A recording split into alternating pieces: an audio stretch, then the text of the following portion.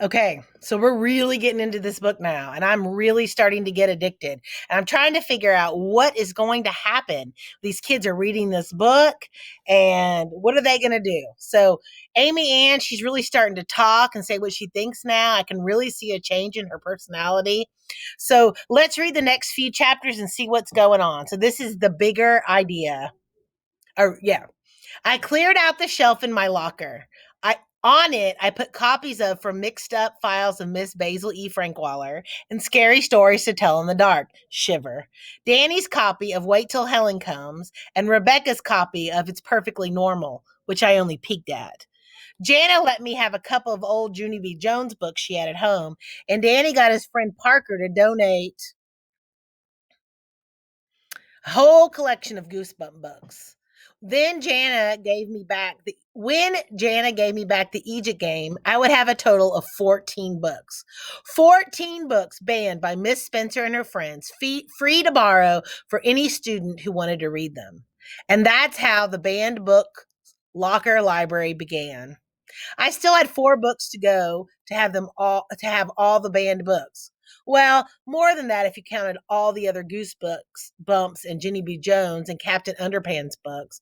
But all I really needed to still get was Harriet the Spy, Matilda, Are You There, God? It's Me, Margaret, and a Captain Underpants book. Then I'd have at least one of everything on Miss Spencer's list. But Miss Spencer wasn't done. When I went to the school library after school to hide out in my usual spot until the late bus came, Miss Spencer was there.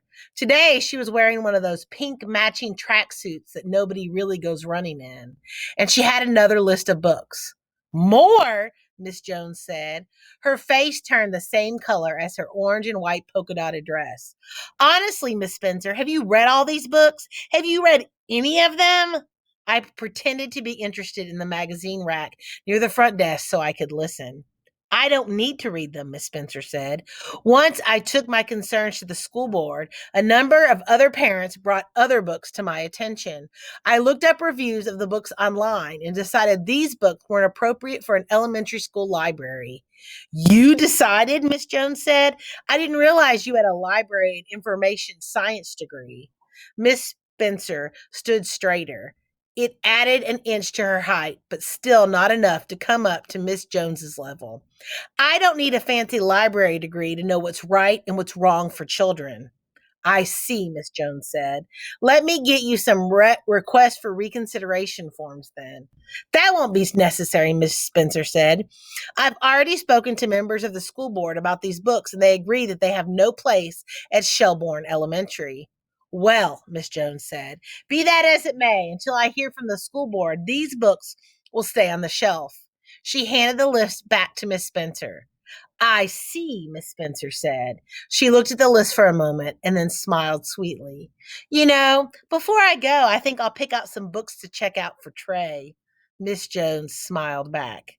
Anything I can do to help? No thanks, Miss Spencer said. She held up the piece of paper with the new books she wanted to ban written on it. I have a list. I knew what Miss Spencer was doing. So did Miss Jones.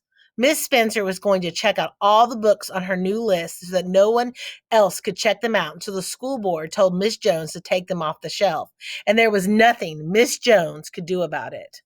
For the next 15 minutes, Miss Spencer went through the shelves and collected every single book on her list. I couldn't watch, but I also couldn't hide out in my favorite spot. Trey was sitting in it, drawing in his notebook. I pulled up short, as shocked as I had been when Miss Frankwaller had gone missing. I felt the heat rise in my face. First, Trey's mom had banned my favorite book from the library, and now Trey was sitting in my library seat. And I still haven't forgiven him for what he did to me in third grade. My fist clenched at the hem of my skirt, but I slipped away down a row of books before he could look up and see me. Miss Spencer finally came up to the counter with a huge armful of books, and Miss Jones had no choice but to check them out to her in Trey's name. Trey, it's time to go, Miss Spencer said. He collected his stuff and left my spot at last. On the way out, he glanced up and saw me watching him from behind a big potted plant. I stuck my tongue out at him, but he just chuckled. That odious woman, Miss Jones said when they had gone. This all started when she didn't like Captain Underpants' book. Trey checked out. She gave me an exasperated sigh, but then she seemed to get an idea. She smiled to herself and went to the office in the back, the one with all the windows, and got on the computer. While Miss Jones wasn't looking, I snatched the list Miss Spencer had left on the counter and dashed out of the library. I needed it. Every time Miss Spencer took a book from the school library, I was going to add a book to my secret locker library. Violent Criminals. Standing next to my locker a few days later was a third grader wearing a tan trench coat with lapels turned up. He wore sunglasses, and his brown hair looked like a comb hadn't touched the kid's head in days. Psst, he said. Psst, are you Amy Ann Olander? Yeah, who are you? Webb, he said. Nicole Webb. He leaned closer. The red dog barks at midnight, he whispered. What? He frowned. It's a code, a spy code. Well, it's not a very good code if the only one of us knows it, I thought, but I didn't say it. The boy sighed. I'm looking for a book, a secret book, a spy book. You mean Harriet the Spy? Shh, he said. He glanced around like there were spies everywhere. It's checked out, I told him. I opened the BBLL, the banned book library locker, to show them. There were only 6 books left on the shelf. Everything else had been checked out. And even after I had another 12 books for Miss Spencer's new list, mostly with Danny's help, he knew all kinds of people who had copies at home. I can put you on the list, I told Nicole. I pulled out the clipboard where people could reserve a book and had him add his name. Whenever somebody turned the book back in, I went through the list and found the next person who wanted it, and then left them a note in their locker mailbox saying it was ready for pickup. My own locker mailbox had 3 notes in it, all from different people in my class, and all asking to read one of the books. My locker mailbox was getting a lot more use lately. You should have a list, Nicole said, of all the books you have so people know what they can check out. And do what? Hang it on the outside of my locker with a sign that says, here are all the books we're not supposed to read that I have hidden in my locker, I wanted to say. Instead, I said, I'll think about it. Cole put a pen out of his pocket and talked into it like it was a microphone. Abort mission. Repeat. Abort mission. Alert Ukrainian intelligence. The package is not in the locker. Repeat. Not in the locker. I closed my locker and saw someone watching me from behind another locker door further down the hall. It was Trey. There really were spies everywhere. Hey, I got you a new one, Danny said, making me jump. Nicole was gone, and Danny stood in his place. With one hand, he combed his helmet of hair into the exact place he wanted it, and with the other, he slid me a beat-up old paperback copy of My Brother Sam is Dead. I squeaked and stuck the book under my shirt. I glanced down the hall. Trey was gone. Had he seen Danny give me the book? If he did, the first thing he would do is run and tell his mom. I popped one of my braids in my mouth and sucked on it. Sorry, Danny said. I thought you'd be excited. I am. Yeah, I'm sorry, I told him. I pulled the book out and put it quickly into my locker. It was one of the books off Miss Spencer's new list that I didn't have. Javi's older brother had a copy of it, Danny said. He thinks he might have Bridge to Terabithia around somewhere, too. He's going to look for it this weekend. I'll let you know. I didn't understand why Danny was so into finding all the books on the list. He wasn't interested in reading them like I was. I thanked him anyways and put the book in my locker. We had to get to class.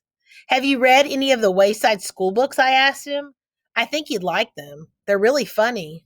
Danny flicked his hair into place. Cool. I didn't know you had those. I'll pick one after school. We went into Mr. Vaughn's class, and he walked with me to my desk. Rebecca was already sitting in the desk beside mine. Hey, you've got so many books now, you need a list, Danny whispered. You know, to let everyone know what's in the BBLL. I know, I told him. Right, and that's what she's supposed and what she's supposed to do, tape it to the front of her locker, Rebecca said. She gets caught and it's lawsuit time. I felt the quicksand opening from underneath me again. Lawsuit time? Sure, from all the parents whose children you've corrupted. Why do you think they banned all those books to begin with? Because the parents think we're going to rot our brain and turn us into violent criminals.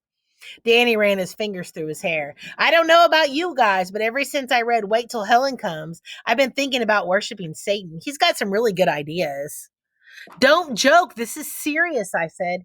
Is this serious, Rebecca? Oh, come on, Danny said. Nobody's going to sue you. Suspend you, maybe, but not sue you. Definitely suspend, Rebecca agreed. The quicksand turned into water, and I sank to the bottom, desk and all. Those were really good chapters. Do you think she's really talking about quicksand here?